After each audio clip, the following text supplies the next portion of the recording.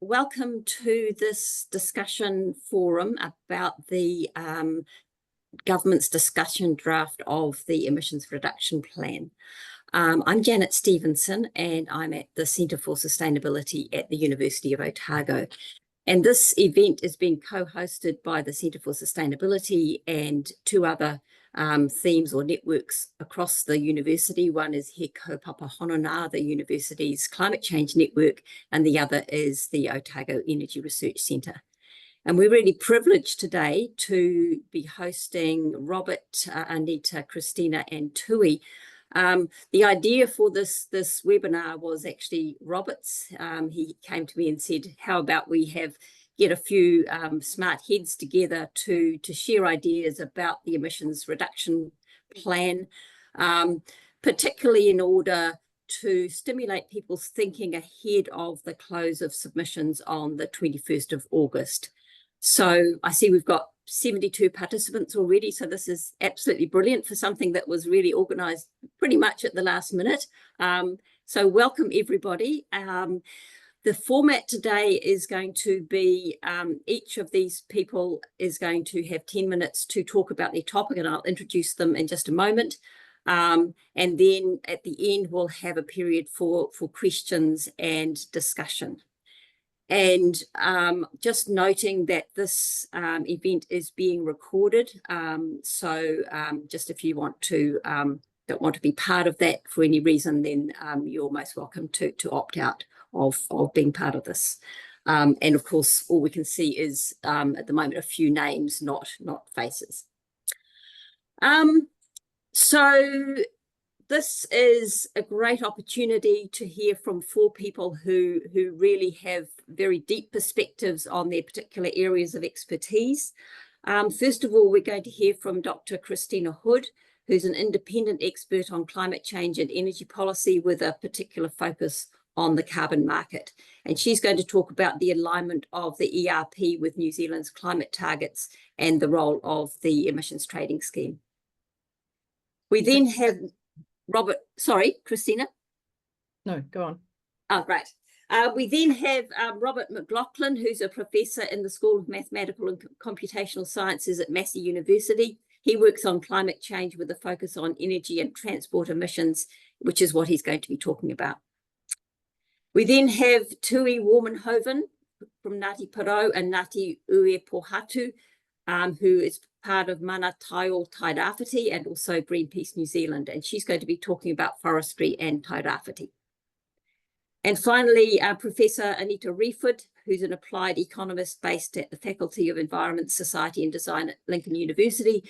She specialises in responses to climate change with a particular focus on the primary sector. And she's also an author on two IPCC reports. And she's going to talk about agriculture in the emissions reduction plan. So we've got an amazing coverage of lots of the topics that the ERP covers. And I'm going to hand over right now to Christina to start off presenting. Thank you, Christina. Thanks, Janet. Let me just get my presentation on slideshow. You should be able to see that now. So I am going to run through what the consultation says in terms of alignment with our climate targets and the role of the ETS. So I have a few intro slides just really quickly to start with on actually what are our climate targets, just so everyone is on the same, starting from the same position. So New Zealand has three targets. We have 2050 targets, we have domestic emissions budgets, and we have an NDC, nationally determined contribution under the Paris Agreement. Our 2050 targets, it's a split gas target where there's a target at the bottom for biogenic methane reduction, and then all other gases have a net zero target where there needs to be some reduction, but then forestry removals can compensate for any remaining emissions. We have then, but that split gas is only for 2050. The other targets that we have, our emissions budgets and our NDC, group all of the gases together and consider them collectively. So our domestic budgets, the next step, are 5-yearly stepping stones. So each of these bars represents the quantity of allowed emissions within that 5-year period. And this is under our Climate Change Response Act. The first 3 budgets have been set already, and the Climate Change Commission has just consulted on its proposed recommendation for the 4th budget, and the Commission has also recommended tightening the first 3 budgets a little bit to maintain the original intended ambition, because there's been more forestry planting than was expected, and instead of meaning we should do less, they're saying, well, let's tighten it a bit to maintain ambition. The emission reduction plans are required under the law to meet each of these budgets. So we had the first emission reduction plan to meet the first budget, and the government is currently consulting on the second emission reduction plan to meet the budget for 2026 to 2030. It can be forward-looking, and that's why I've drawn the little arrow there, but it's mostly focused on that 2026 to 2030 period. Our last target is our Paris Agreement nationally determined contributions. So this is actually more ambitious than our domestic budgets. If we meet the domestic budgets, hold our emissions to the levels of the bars, our emissions will still be higher than our Paris Agreement target, and that means that we need to use offshore mitigation to meet those targets. But what that also means is the more we do domestically, the less offshore mitigation we need. We have one NDC that's already set to 2030, and the next one has to be set in the next few months, by February 2025. So, given that those are the targets, how does this consultation line up with them? These are the scenarios that the government has published. So I've put the scenarios out to 2050 on top of those emission budgets. There is a baseline scenario, and there is a quote-unquote with new policy scenario, and you can see there's not a massive difference between them, and even that small difference includes some really big assumptions like carbon capture and storage being in place. What they essentially have done is that they've looked at the second budget period, this labelled there with the ERP2, and said we need to meet the budget, and it looks to me like they've said what is the minimum possible that could be done to meet the budget that has already been set. What they've proposed would not meet the second budget if the budget was strengthened in line with the Commission's advice. And obviously it's sort of, they're not really, it doesn't even look like they're considering the longer term future beyond that. If you, just for comparison, this is the main scenario from the Climate Change Commission's most recent advice, and that's the scenario on which they've based their recommendation for the 4th emissions budget. So the Climate Change Commission says that this is a feasible and achievable pathway for New Zealand to follow domestically. So there is a really big difference there between where the Commission thinks we could be going and where the government's thinking is on this. Finally, let's not forget about that Paris Agreement NDC. The more we do domestically, as I said, the less we have to buy offshore. So the amount we have to buy offshore is the gap between the red line, the NDC, and the path that we follow for emissions. So that is, you know, it's a cost. If we do less domestically, we have to spend more offshore. The final point on the targets is that there are actually significant uncertainties. So that baseline level that the government is basing this whole thing on has really high uncertainty. They have a low and a high range. And you can see that the effect of the policies is actually much smaller than the range of uncertainty in the baseline. So there's definitely delivery risk. The Climate Change Commission also, in its recent monitoring report, talked about the delivery risk of some of the policies that are already in place that are kind of assumed in the baseline. So moving on to the ETS. The emissions trading scheme has a price corridor for auctioning. So some units into the scheme are given by auction. This price corridor is supposed to kind of be a guide for the scheme. So there's a minimum price, an auction reserve price, below which units won't be sold, and there are some sort of trigger prices at the top end, but they're really high, so you know, $180 a tonne, where some extra units would come into the market. The previous government had eventually adopted the Climate Change Commission's advice on this, and the thinking was we need a rising price over time, because that's what's going to give businesses the right incentives to make investments in low carbon processes and operations and plant. So it was this thinking around a rising price. Now, the previous government had not got all the way to putting the ETS into that mode. In particular, you would have to limit forestry in the ETS in some way to get a strongly rising price corridor. So what is in this ERP2 consultation? Well, the price path that is used in the modelling is this one.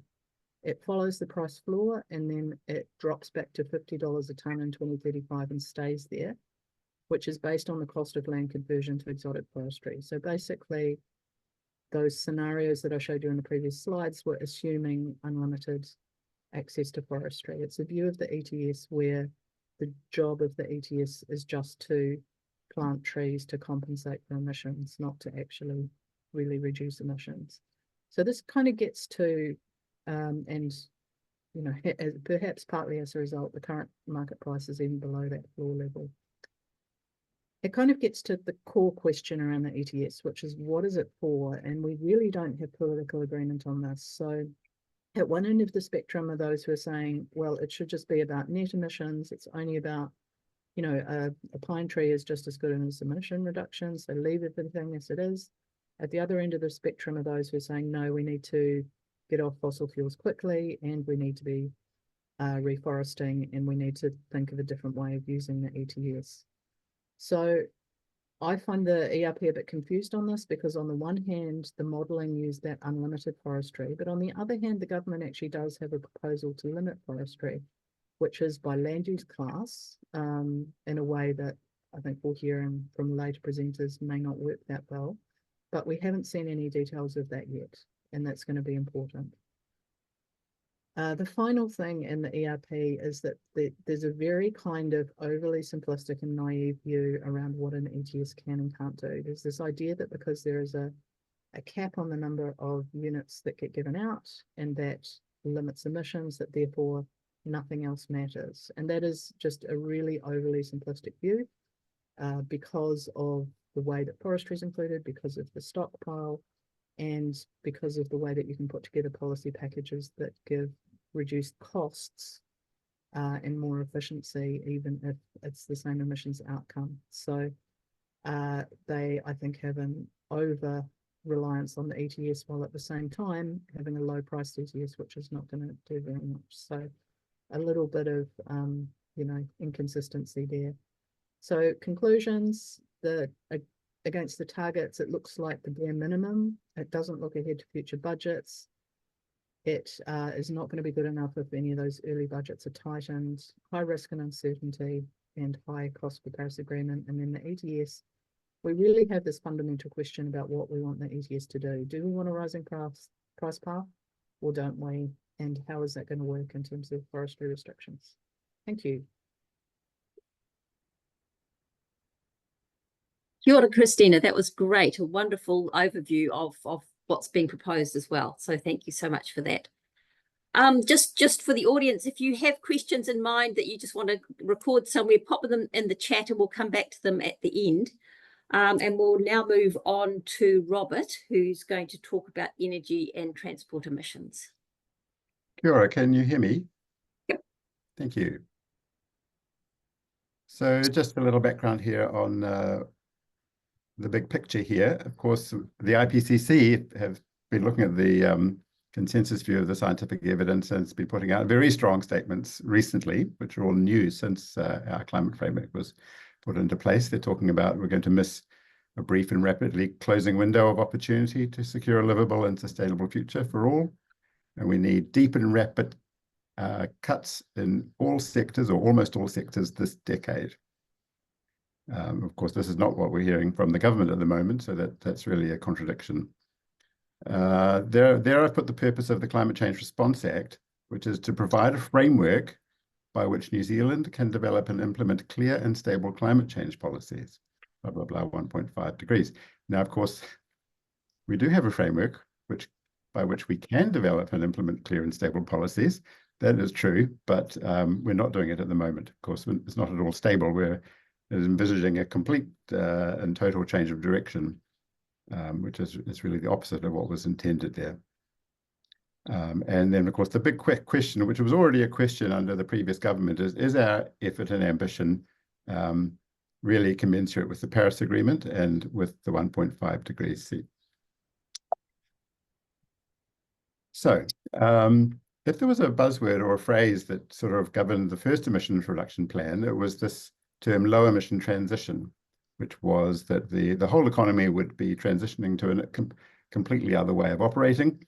And there would be many complementary measures, like the famous fee bait for cars, and they would overcome the market barriers that's preventing the transition. And market barriers are also prevent the ETS working, because in areas, especially like transport, they're very resistant to change, and the carbon price is just a few cents per litre to petrol, and really won't do anything by itself. That was the old plan, and the new buzzword is the least cost approach.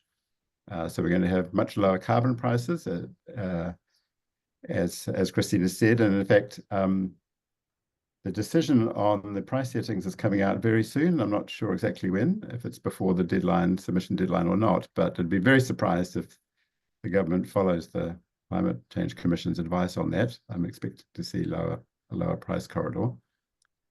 So we have both lower carbon prices and very few complementary measures. So this really flies in the face of traditional climate policy, which would have said that if you remove your complementary measures, you will need higher carbon prices to achieve what you want.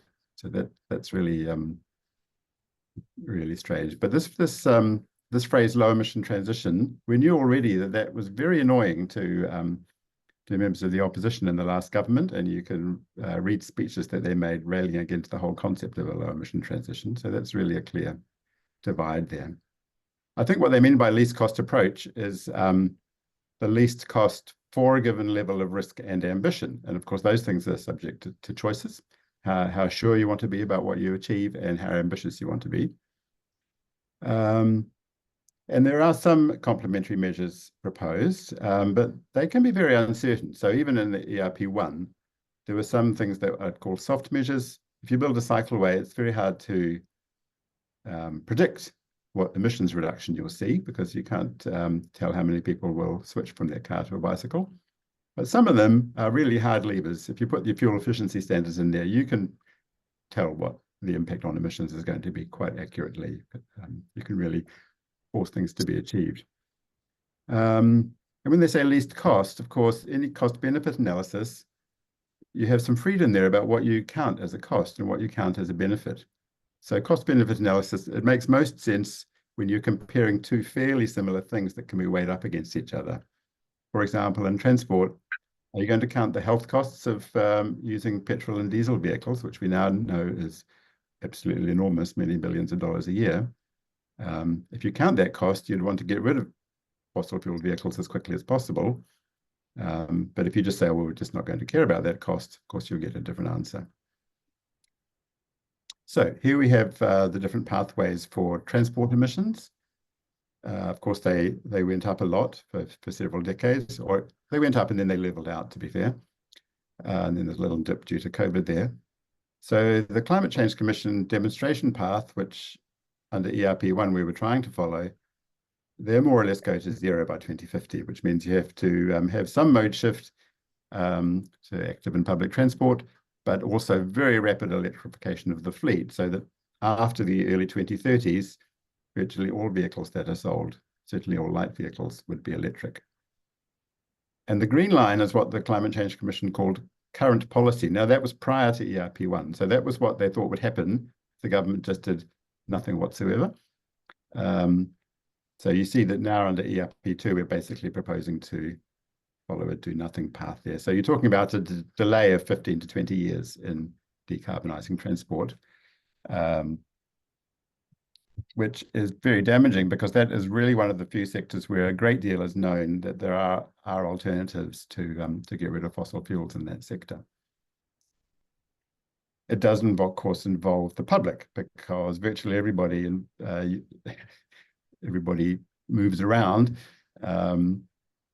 It's a very large, complex system with a lot of infrastructure involved. It is hard to change. It needs determination over a long period.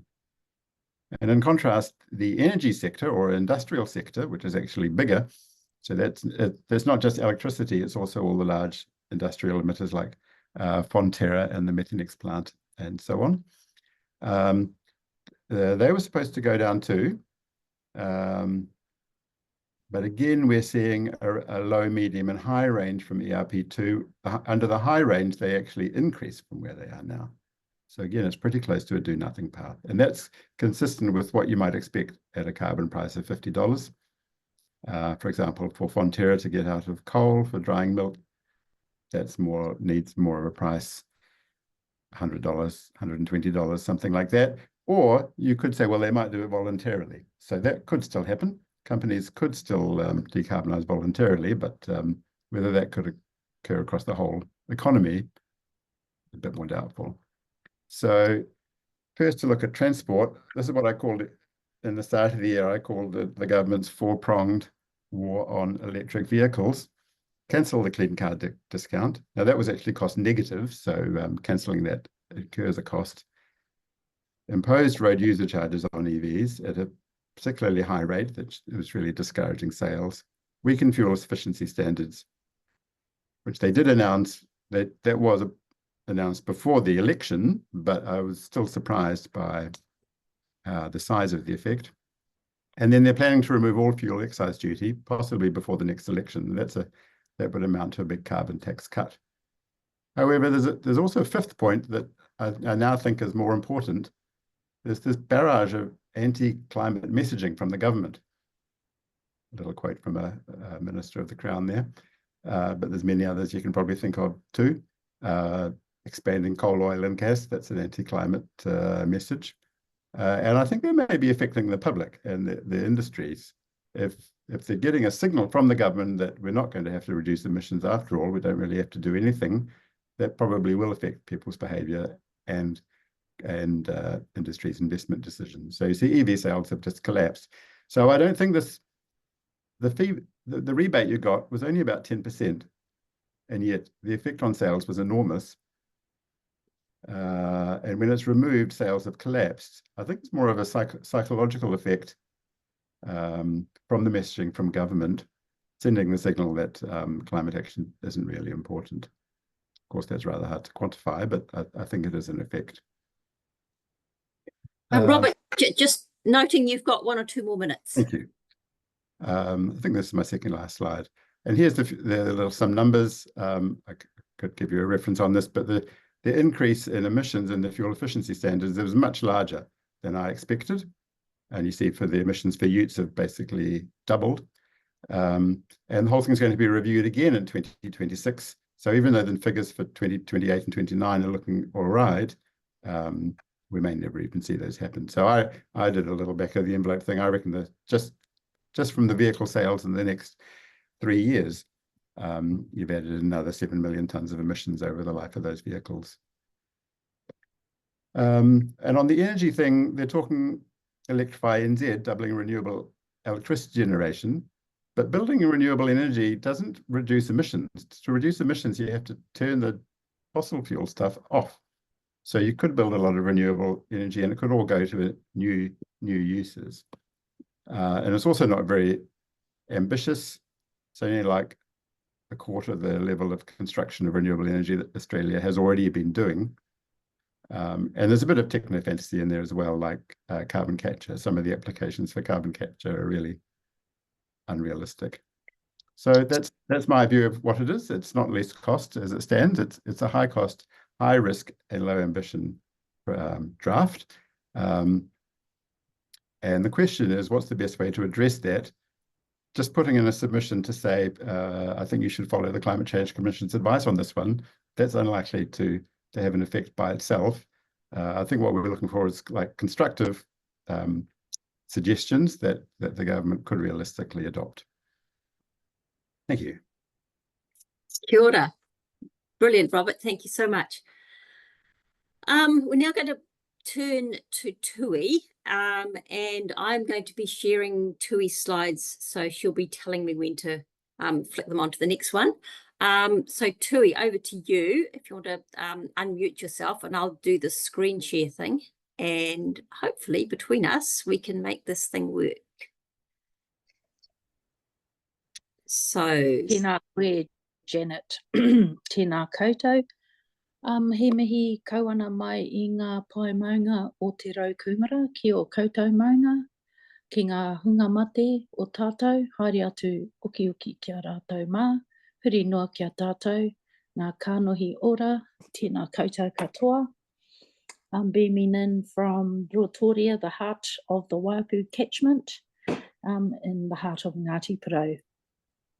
And I just did a mihi from our mountains to your respective mountains, wherever you are positioned right now, to the dead and back to us, the living, who sounds like from listening to the previous speakers have some very important roles on earth at this time. So thank you for your kōrero. I think the main point that Mana Taiao Tairāwhiti wishes me to make on this ERP is that the first one is that it aims to use forestry to offset emissions instead of reducing emissions. And secondly, it proposes that forestry be mostly exotic trees or pine trees on very low classes of land, erosion susceptible land, classes 6 to 7, which I think Christina alluded to, which we all know, and maybe some of us need to know, is mostly erosion prone and unsuitable for pines, which are shallow rooting, of course, collapse easily, ignite easily, and so on and so forth, as well as create the woody debris and sediment that we have, that has been exhibited here in Te Tairāwhiti and further down towards the Hawke's Bay over the past 5 years. Yes, please, Christina. Janet, sorry. Okay, local concerns. Very local for me, in the heart of Ngāti Porou, as I said, sustainable livelihoods.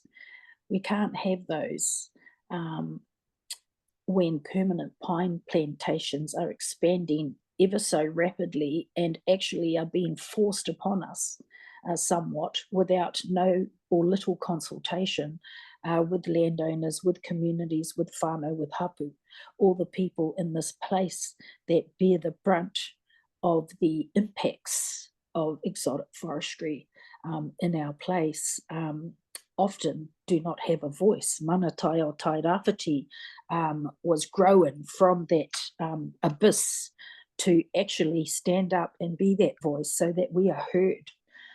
So climate impacts, unlike other parts of the country, the significant weather events on top of the expansion of pine plantation in Te Tairāwhiti has caused loss, great loss of soil, the greatest loss, exacerbated by the already in train for the past 100 years at world-class rates of erosion and sedimentation pollution, as measured for the last 35 years in the Waiupu catchment through the Waiupu River. Loss of the infrastructure that we have suffered, loss of life, all those losses that come out of our place having a wicked problem already in existence, to the amounting pressures from policies that are being drafted as blanket policies across the nation, when in fact our region is very different. We're in a very different space. We have wicked problems, not just biophysical problems, we have wicked social problems, and so on and so forth. But getting back to our other grave concern regarding the ERP is the biodiversity crisis that gets downplayed in Tairāwhiti. So much so that it took a few people from Ngāti Porou, local, and a few people from Te Whānau Apanui, who also were local, to come together to actually initiate the Raukumara Forest Park restoration program with the help of our Eugenie Sage, who we brought here. And so that's now in train. You see the photographs there of what a decimated forest floor looks like, often never seen by other people in the country. And not even by locals, because we have to actually get into that forest, which is very steep, very impenetrable by foot, very wild, and as you can see, highly degraded. So that crisis impacts us in so many ways, which I won't explain here, and impacts private land, be it forestry, farmland, or just land that's just sitting there reverting. Downstream serious impacts. You see that photograph of Tokomaru Bay, that's the main road into Tokomaru Bay on the bottom left there. And that was during Cyclone Gabriel. Thank you, Janet.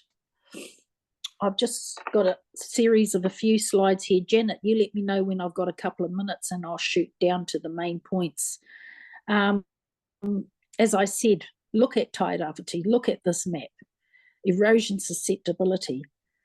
Pine trees are the antithesis of what is required in Tairāwhiti according to our geography, our weather patterns, and our soil structures. So 88% is erosion prone. Does the government fathom that? We do. And it does feel like the other 12% is flood prone. Thank you, Janet.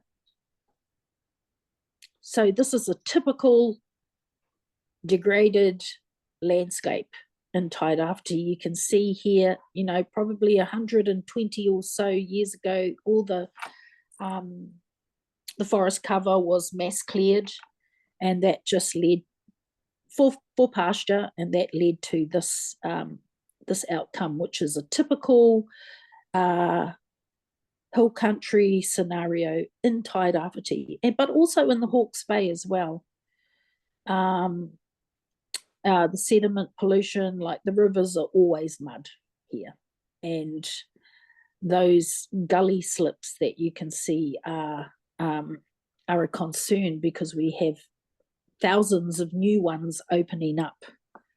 So these are slips that are obviously they've been around for a few years, but we also have the new slips that are opening up, which is a concern for us, that plantation forests, monocultures, pine trees are not going to address.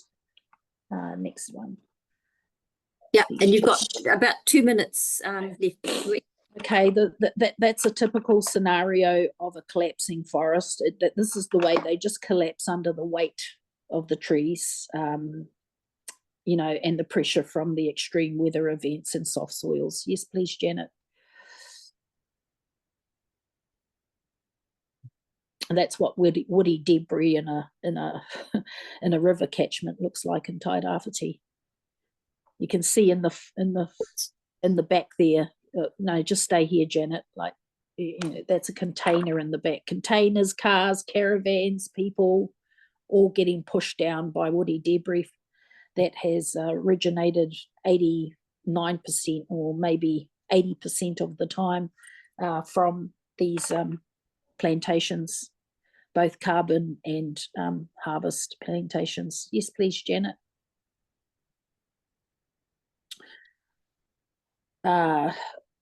This pictures of the Waiapu catchment after the cyclone, what it looked like. That's on the right, and of course, you know, the impacts on our communities. And our communities are humble communities. You know, we live humbly, and we live, you know, according to our cultural traditions. We try to maintain We've got very strong social structure, but as you can see, our natural capitals and structures are hammered here. Yes, please, Janet. So gully initiation and development have outstripped mandated erosion control targets. That's the reality for us, and that's from our top soil scientist, Mike Martin. Next one, please. Another deadscape. And next one, please, Janet. And impacts on our traditional food sources. And this is not even commercial. This is like our subsistence lifestyles that we live on the East Coast, and the taonga species that are good indicators of the impacts of the outfalls of sediment and woody debris on the oceanic environment. And there you have a basket, a crayfish basket full of woody debris in the bottom there. You see that? Can you imagine every little cave of a crayfish or other species being filled with that woody debris? I'm a customary harvester myself. I can tell you it is true now. The food is just not there anymore. Thank you, Janet. That's the bridge, the State Highway 35 bridge that went down in the cyclone, second cyclone. Yes, please, Janet. So what are our main concerns? Limits on new forests into the ETS. So the plan favours the low value farmland for exotic plantations, which increases environmental risks to whole catchments.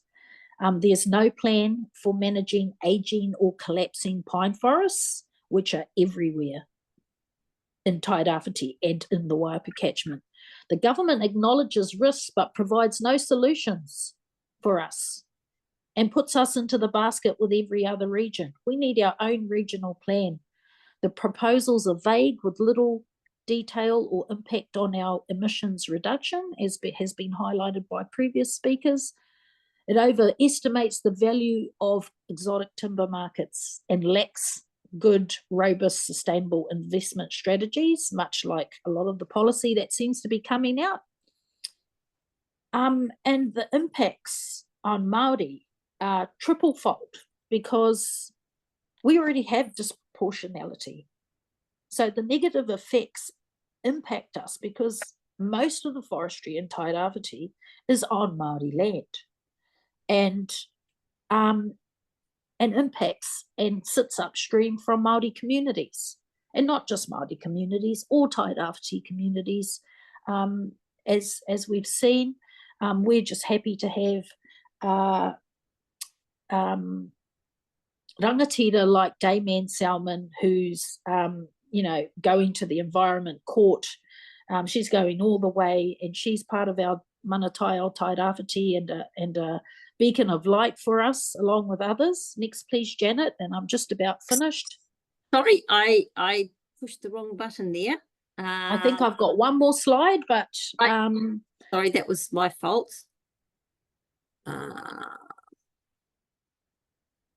Yeah, so these are our recommendations. Stop exotic planting on erosion-prone soil. Like, it's just a lose-lose-lose solution. We have the most class 6, 7, 8 land, and it gets used and abused, and we just can't sustain that anymore. Convert erosion-prone land to biodiverse native forest, better soils, better conservation, enhancing growing biodiversity, contributing to carbon sinking, and of course just happier people, happier landscapes in the longer run. Adjust the ETS settings, focus on total emission reductions, and separate the forestry unit management from purchase, and provide better support for Indigenous reforestation and land use flexibility. So we talk about a mosaic of land use in Te Tairāwhiti. That's what Manatai Tairāwhiti is aiming for. Improve our carbon lookup tables for the ETS, and enhance the accuracy of the sequestration data for planted and regenerating native forests to reflect their true carbon storage potential. So we don't think this has been done, and that it makes across all policy sectors in terms of land use and Tairāwhiti, it makes plantation forestry look more appealing, but it's actually deceptive. Incentivise land use change and improve regulations, promote diversified land use, as I said, engage with landowners, regenerative agriculture, horticulture, strategic afforestation tailored to local conditions, and implement targeted reforestation and deforestation, especially in our erosion-prone areas, for all the reasons that I've stated earlier. Kia ora tātou. Kia ora. Thank you so much for that very stimulating set of ideas. It was really a really fulsome description of the issues and also solutions to the issues. We'll now move on. It's a good segue there into Anita, who's going to talk about agriculture in the ERP. Kia ora, thanks Janet. Can you see my screen? Yes. Yeah. Kia ora koutou, ko Anita Wreford tōku ingoa. Thank you, especially Tui. Gosh, those scenes of devastation are pretty confronting. So my talk is a little drier, but I'm just going to really cover what the current ERP proposes for agriculture and provide a little bit of my own perspective on the implications of this. So, sorry, it's just taking a minute to change slides. This often happens when I try to... Maybe put your... Yeah, got it, thanks. So just, I'm sure we're all aware, but just as a reminder that agriculture is over half of our emissions in Aotearoa, New Zealand. So it really has to be part of the solution to reducing emissions. If it doesn't manage to reduce emissions, then it just makes the burden for other sectors much greater because of its dominance. So it's really critical that we have a strategic and effective plan to decarbonise agriculture. I thought it would be useful maybe just to look back at the first emissions reduction plan and what they proposed. So the main approach by the previous government was really to look at pricing agricultural emissions in some way. So they had set up He Waka Eke Noa, which is a partnership between agricultural primary sector industries and farmers and the government to try and constructively come up with an approach that worked for the sector itself.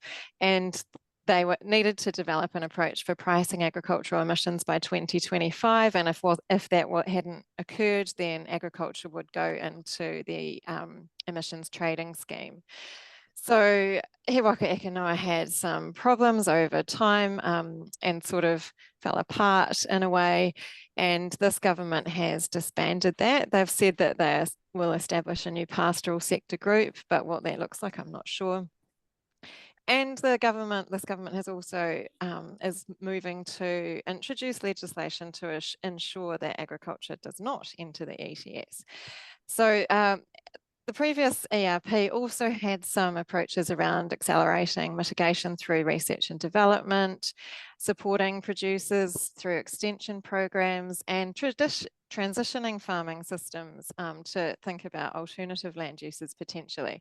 And it had an approach to enabling Māori-led solutions across all of that as well. I mean, it certainly wasn't perfect, but I think it was a lot more, had a lot more depth and nuance to it, and a concrete plan, a process that I think, you know, over time may have led to change. It was certainly not radical, but when we look at the second ERP, what's happening now, and this is just taken from their document, they're reviewing the methane science and targets. So we already have a really rigorous process through the Climate Change Commission of reviewing the science and providing guidance on these targets. So this new review feels like it's just a delaying tactic, really. And the decision about the methane targets is really a political one. And I think we kind of should be upfront about that. This ERP is really focusing on the development of tools and technologies. They're hoping that there will be some kind of silver bullet that will manifest, that will mean that we can continue agriculture in New Zealand as it is at the moment, really, and developing some on-farm emission measurement for implementation by 2025. And that's a little bit related to He Waka Eke Noa, where farmers needed to know their numbers. And that's fine, but it's certainly not going to change the world. And I think it's interesting, just some of the things that are contained in the ERP. So they say they're having the structured R&D program, driving the development and commercialization of tools. But when they list what they're actually relying on, and they are introducing new they say they're investing 400 million over the next 4 years. It's not clear whether this is actually new funding or not. But all of these groupings and organisations that they name in the ERP have been around. Well, the first two have certainly been around for a very long time. And this third one is an interesting venture, which is a joint public-private venture to fund research and adoption of technology. So that's interesting, but it certainly wasn't an initiative by this current government. They also say, they talk about what is coming in the future. So one of these is recognising more on-farm activities that remove greenhouse gases from the atmosphere. And I assume this is, I guess, just different ways that farmers can get credits, perhaps through shelter belts or different mechanisms that currently are not recognised in the inventory. But it's not actually changing anything, it's just allowing greater credit for what they are already doing. And they are talking about introducing this pricing system by 2030. So that's a delay of 5 years from what was previously in place.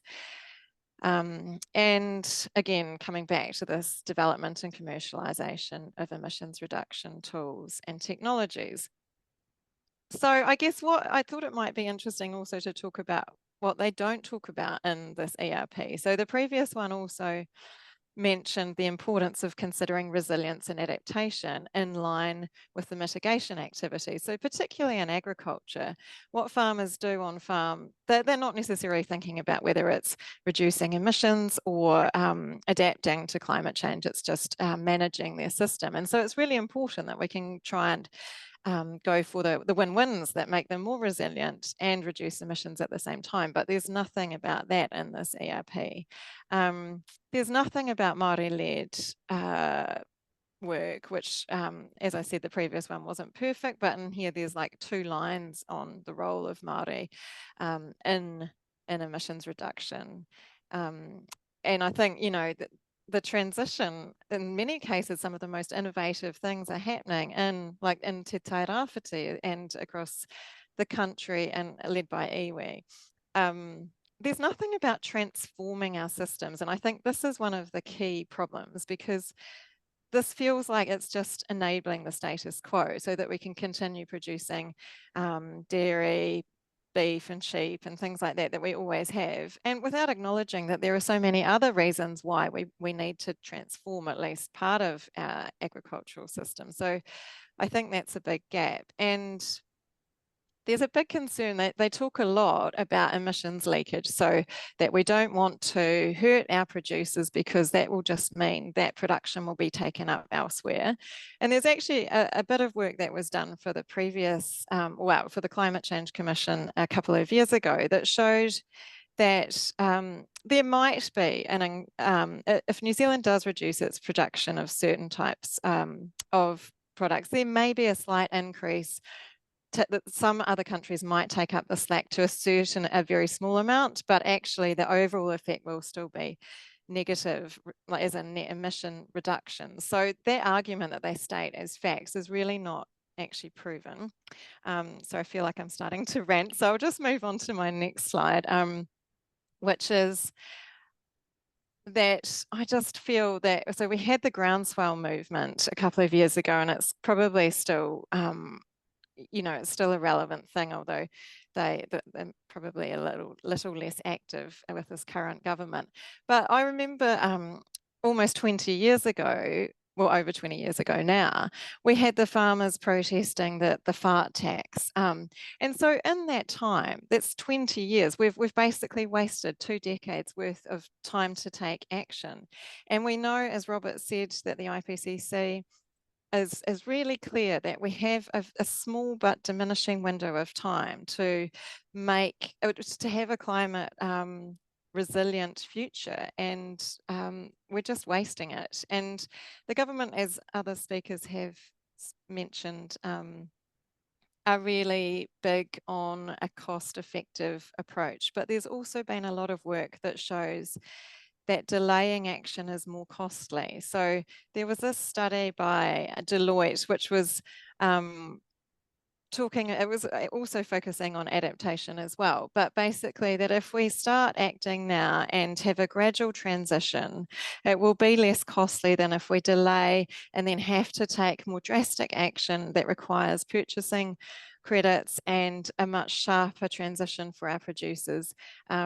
It's just more costly and more painful. And there was another study by Westpac a few years ago as well that showed also for agriculture, particularly for agriculture, it'll take a hit if we delay action. So I guess my 2 points, my take-home messages from this ERP is there's a really, I guess, unrealistic hope that technology will save the agricultural sector and allow it to continue as it is.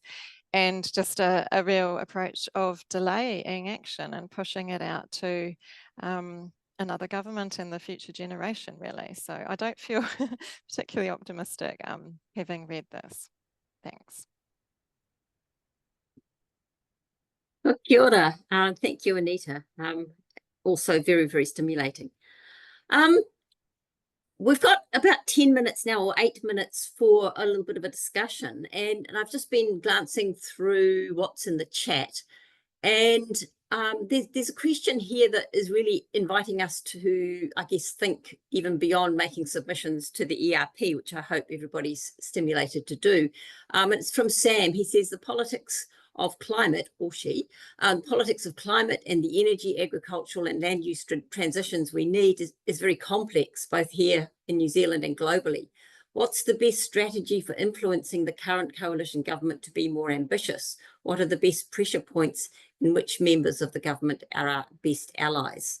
And I wondered if the panel has any comments about that kind of bigger picture of where are opportunities to raise the ambitions of this current government.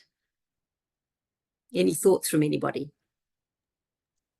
Yeah, I think the language of market barriers that was used by the previous government and this one, that has some merit to it, and that might be a framing that the current government would listen to. So trying to understand what is preventing decarbonisation and lowering emissions, and what are the actual true costs and benefits associated with different actions. I think that's a possible line to take. I thought that the final second to last slide that Anita presented on the reports by Westpac and other experts, you would think would be compelling, given that they come from the same ideology as this government, that they would listen to their own paradigms and thereby shift them, perhaps. So I'm not too sure if that answers the question, but that it's the way that we push it into their cabinet room. Yeah, I agree with that. I think that the economic opportunity lens is a really powerful one. People who want to do the minimum on climate change, when they come to that view, it's because they see it as a cost that's being forced on us, and therefore we should try and avoid it as long as possible, and therefore the less we do, the better off we are. The more that we can build the understanding that the interests of New Zealand economy and society are best served by preparing ourselves for this new world that we're going to find ourselves in one way or another, the better. So yeah, I think that that's thinking about the future economy is an important piece of it.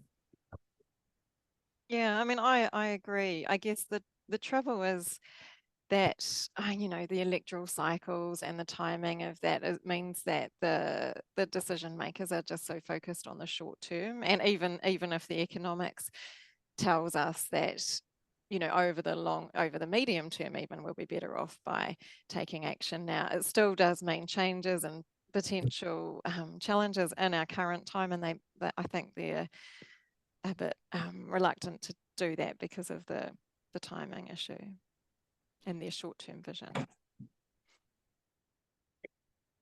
Yes, thank you very much. I'm just picking up on a question here around asking, it's VJ, asking, are prospects of green hydrogen, carbon capture technology and research on reducing methane emissions possible reasons for the New Zealand government's reluctance to act on climate change? So basically, I think what's being asked here is there sort of these potential future technologies? Yes, that's a dream.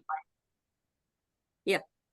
Comments on that. It's a hypothesis, it's a dream. We'll believe it when it happens, and it's not happening right now.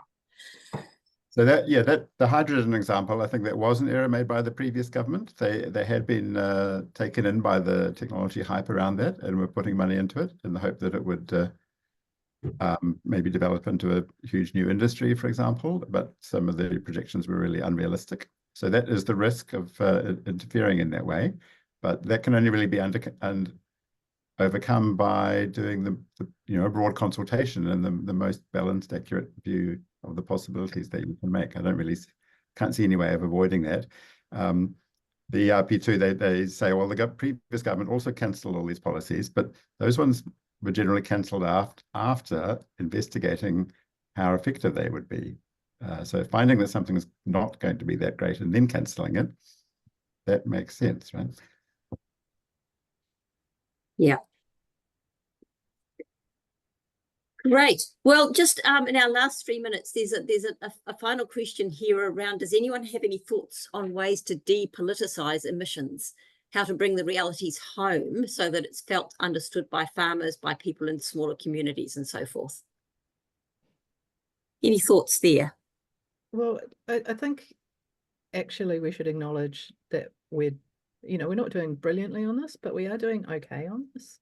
We have a Climate Change Act in Parliament, the Zero Carbon Act, which both major sides are bought into. We have an Independent Climate Change Commission giving advice. We have emissions budgets that legally required to be met. Now, so the debate we're having is about, should we do the minimum necessary to meet the budget, or should we be aspiring to a deeper, faster thing? But we're not arguing about doing nothing at all. So it's we are actually a ways down this track, and we can build on that.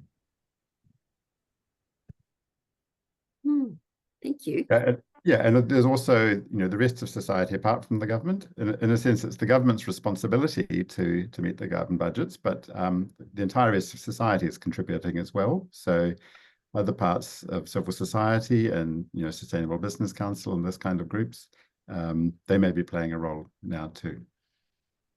And I think also, in my experience, local authorities are playing a role. There's some councils that are really far-sighted in terms of their emissions reduction planning. And I think as citizens ourselves, we have a role to play to signal to our MPs or whoever that this is important for us, and that, we'd vote for them if they were taking strong action, which isn't really maybe the question, which was about depoliticising it, but just... Yeah. So I think we're just about out of time now. So I see there's lots of comments and chat coming through that we don't really have the time to discuss here, but I think we can copy that down and share that around when we make the recording of this available. Just to all of you who are there, the recording will be put up on the Centre for Sustainability webpage. So that should be probably in a couple of days now, I would think, and that can be shared around. Janet, do you want to stop the recording and then leave the Zoom open for a bit longer? For sure, but I just want to thank you, all of you, the panel, very much for your work in preparing these talks and sharing with us your wisdom and understanding of the issues. It's been really, really insightful. And on behalf of this great audience, I can't believe we had, I think, 119 people here at maximum. So it's been a great audience, and hopefully everybody will be inspired to go and make their own submissions on the ERP2 from here. So thank you all very much, and go well. And we'll just stay online here and have a wee chat amongst this internal group in just a moment. If you could stop the recording now, thanks.